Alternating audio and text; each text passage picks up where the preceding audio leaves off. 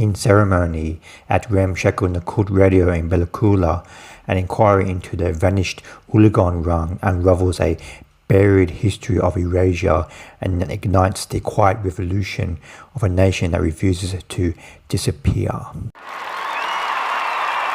Ceremony is directed by Banshee Henus, and this is her second feature after, I'm going to butcher this, but I think it's called Aita Mako Tamiskapi Natosi Before the Sun from 2023, and Ceremony just debuted at the 2026 Sapa Southwest Film Festival.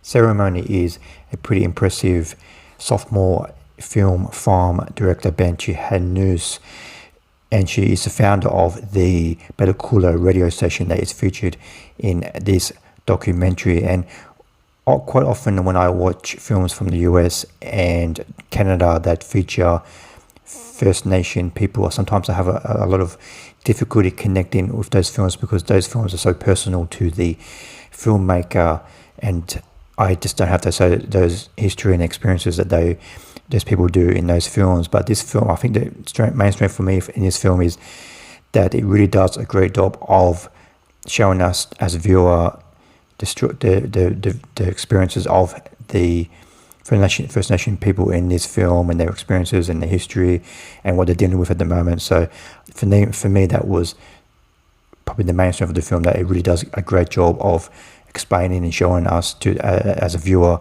this Bella Coola land and area and the traditions in this film and everything that is shown in the film. It really does a great job of showing us as a viewer what it means to them. Ceremony manages to pack a lot of content and a lot of information and a lot of different themes and different plot lines throughout this documentary in its short running time. Throughout the film, we meet several people who work at this Nuxalk radio station in Bella Coola, and they kind of act as a commentary for us as a viewer. In the first half of the film, it mostly deals with the vanished ooligan fish. That is a very big tradition with the First Nations people in Bella Coola. For hundreds of years, they after the winter, in the springtime, they would go fishing and have ceremonies and traditions, and then they'll turn these fish into grease and use it for medicine, and it's just ingrained in their culture. But about 26 years ago, in the late 90s, these fish vanished from the rivers throughout Bella Coola. And this film, like a lot of people talk about that in the first half of the film, and they're saying, okay, it's kind of like an open secret, what happened to this fish? And slowly, as the film goes on, we, as a viewer, we make our own conclusions as to what happens, and then in the final 15 minutes of the film, we pretty much get to find out what happened with this ooligan fish. We meet one woman who lives in the Bella Coola area, and she works at the radio station, and she is investigating the history of the ooligan fish and what could be the possible reasons as to why it's vanished and the history of the people in her area. And we find out that the settlers in this area, Bella Coola, they introduced smallpox into the First Nations people, and less than 1% of the First Nation people in Bella Coola survived this smallpox disease, and the settlers did it on purpose. They wanted this land. They decided, okay, we're going to have this land, and we're going to introduce, on purpose, we're going to introduce smallpox. And usually smallpox takes like over a community quite slowly, but they on purpose, they visited the homes of all of the First Nations people in that area, and unfortunately they were eliminated from this area. Less than 1% survived. And this is connected to the disappearance of the ooligan fish, because over hundreds of years, the First Nations people in this area have been tried from, like, if it's logging or if it's the fish or if they want land.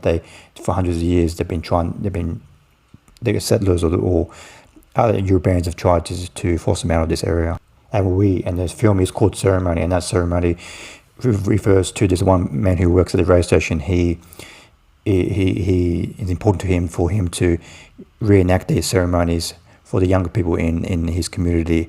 So because they used to have these ceremonies back in hundreds of years ago, after the winter, in the springtime, once they've caught ooligan fish and made the grease, they have these ceremonies as a tradition. One of the other highlights of this film is definitely the just the location, the breathtaking cinematography. The camera goes right on the river, and we can hear the water. We can hear the breathtaking mountains in the background, and just the landscape is stunning to see.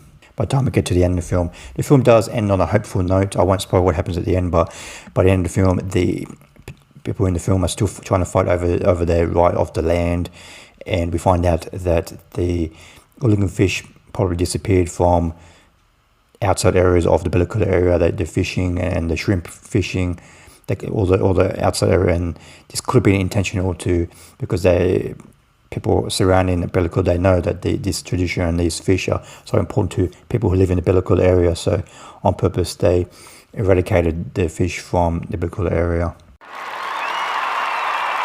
I give Ceremony 4 stars out of 5. I highly recommend checking out this film. There's two main reasons why I definitely recommend checking out this film. One is the director Banshee and Nuxalk. She really does a great job of showing us as a viewer the experiences of the First Nation people, and even for me as an outside viewer, I really got a sense of what these people were going through, and not just now but in the past centuries.